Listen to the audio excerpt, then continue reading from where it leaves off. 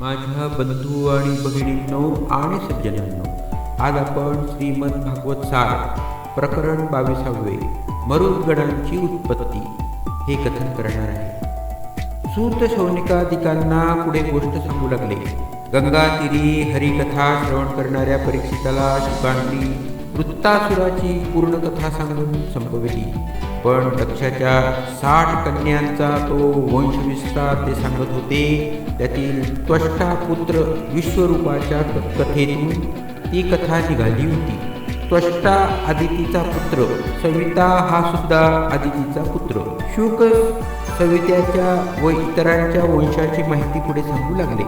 परीक्षिता, आदिती पुत्र सविता यांची पत्नी कृष्णी ही होती. तिचे अग्निहोत्र, पशु, सोम, चातुर्मास, पंचमहायज्ञ हे पुत्र आणि सावित्री, व्यावृती व त्रयी या 3 कन्या.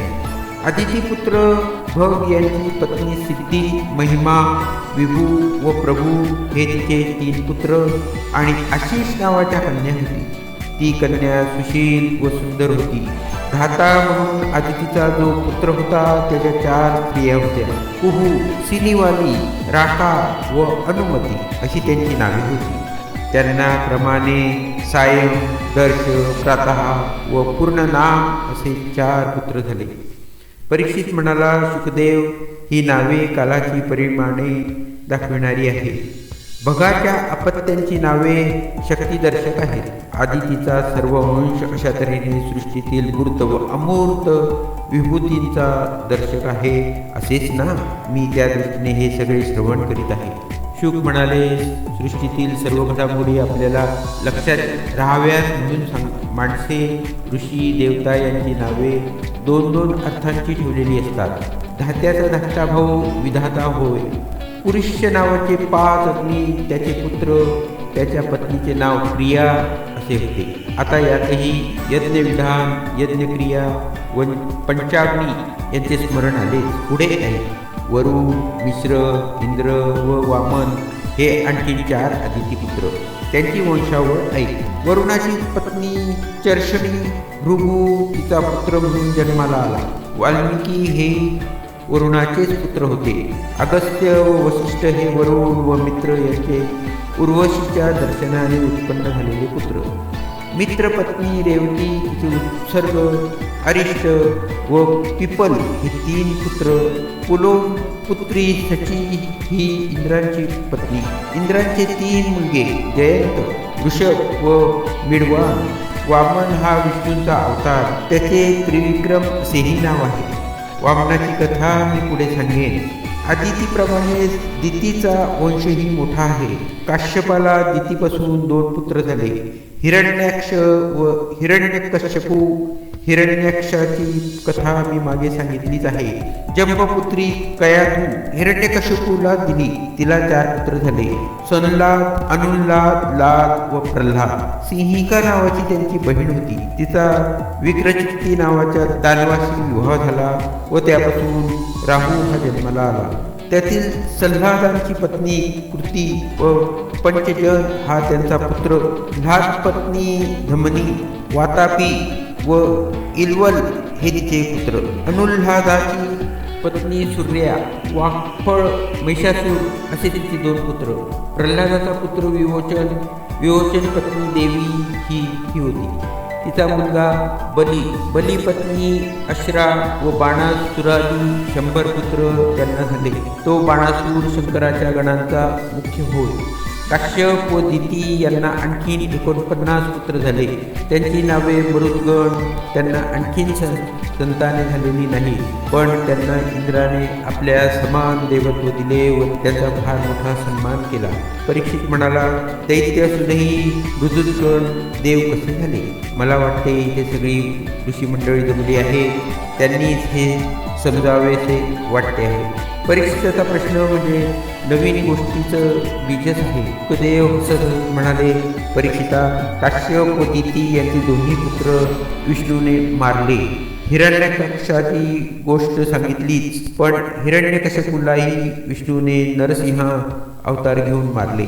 त्याची गोष्ट मग सांगेन. पण दितीला आपले दोन्ही मुलगे मेल्यामुळे फार शोक झाला. इंद्राने देवदेवतांचे रक्षण करण्यासाठी दैत्यांचा विष्णूंकडून नाश करविला. दैत्यही इंद्राचे बांधवच असे असून त्याने गर्व आणि ममत्व यामुळे दितीपुत्रांचा नाश केला.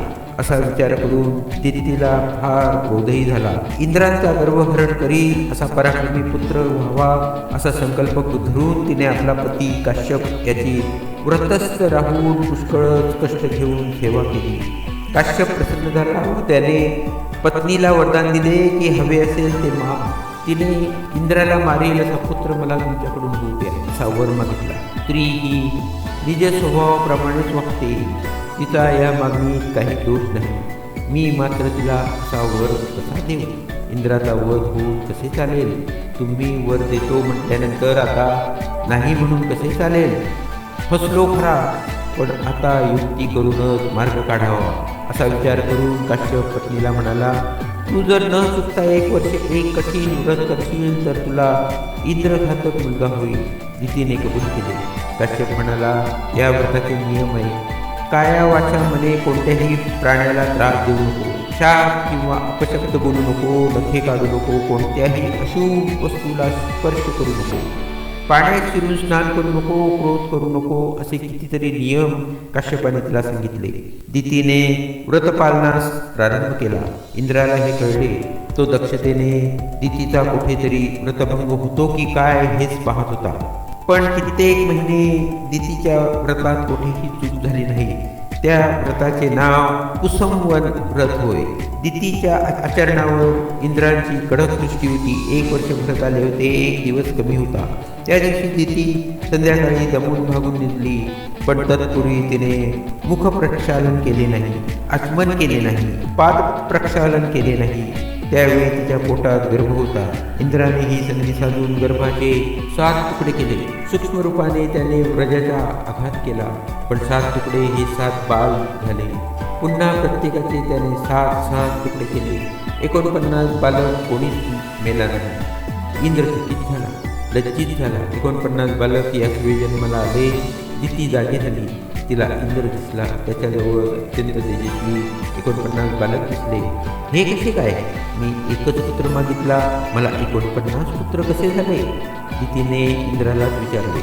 इंद्र म्हणाला, माते, तू व्रत का करीत होतीस ते मला कळले. माझा स्वार्थ साधण्यासाठी मी स्वर्ग सोडून इथे आलो.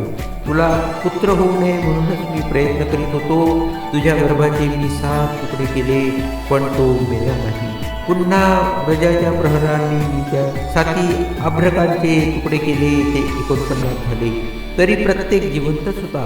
तू कुसंवन व्रताचे विष्णूंची आराधना केलीस, त्यामुळे व्रजाचाही तुझ्या गर्भावर परिणाम झाला नाही. विष्णू तारील, त्याला कोण मारेल? मी मूर्ख आहे म्हणून हे काम केले. तुझे हे 49 पुत्र आहेत. प्रथम जेव्हा मी तुझ्या गर्भावर प्रहार करायला गेलो तेव्हा तो रडू लागला. मी त्याला म्हटले, मारोदी, रडू नको. त्या मुलाचे नाव मरुद्गण असेच आता होईल. त्यांना मी सत्यलोकापासून भूलोकापर्यंत 49 सूक्ष्म लोकांचे आधिपत्य देतो. ते देव म्हणून सृष्टीमध्ये राहतील. त्यांना वेदातील ऋचांचा व आहुतींचा मान मिळेल. त्यांना मजसमान मान मिळेल. दितीच्या मनातील रोष कमी झाला. इंद्रांचा निष्कपट भाव पाहून तिने राग सोडून दिला. मरुद्गणांना घेऊन इंद्र स्वर्गात गेला. शुकांनी एवढी गोष्ट सांगितल्यावर परीक्षिताने त्यांना कुंसवन व्रताची माहिती विचारली. परीक्षितेचा मृत्यू काही दिवसानंतर झालेला होता. मरुद्गणाचा जीव वाचवणारे व्रत आपल्याला उपयोगी पडलं का असा विचार जणू काही राजाच्या मनात डोकावला. परीक्षिताची जिज्ञासा सुखदेवाने पूर्ण केली. कुंसवन व्रताचे सर्व वर्णन, त्यांचे अनुष्ठान, मंत्र, आचरण यासह त्यांनी केले. सुताने ऋषींना हे सारे सांगून पुढे म्हटले. शुकदेवांनी त्यानंतर परीक्षिताला प्रल्हादाची महान कथा व नरसिंह अववाराची कथा सांगितली. आता सायं समय झाला आहे. भगवान सूर्यनारायण पश्चिमेला भेटलेला आहे. संध्यावंदन करण्याची वेळ टळून चालली आहे. हरिओम हरिओम. आता उद्या सुप्रभाती आनंददायक प्रल्हाद कथा सांगेन. शौनक म्हणाले, रोमहर्षाच्या पुत्रा सुता, मैत्रेय विदूर संवादाच्या प्रसंगातच प्रल्हादाच्या गोष्टीचा उल्लेख झाला होता. जय विजय हे विष्णूचे द्वारपाल सनतकुमारांच्या शापाने हिरण्यक्ष हिरण्यकश्यपू म्हणून दितीचे पुत्र झाले. हिरण्यक्षाची गोष्ट सांगितली, त्यानंतर त्याचा भाऊ हिरण्यकश्यपू याची गोष्ट सांगितली, त्याचा पुत्र प्रल्हाद हे आताच तू सांगितले. तर नरसिंह अवताराची व प्रल्हादाची भक्ती कथा श्रवण करण्यास आम्ही सगळे उत्सुक आहोत. उद्यापर्यंत धीर कसा काढायचा, पण योग्य वेळी योग्य कर्म करणे श्रेयस्कर आहे. होय होय. ऋषी मंडळातून उत्साहाने घोष उमटला.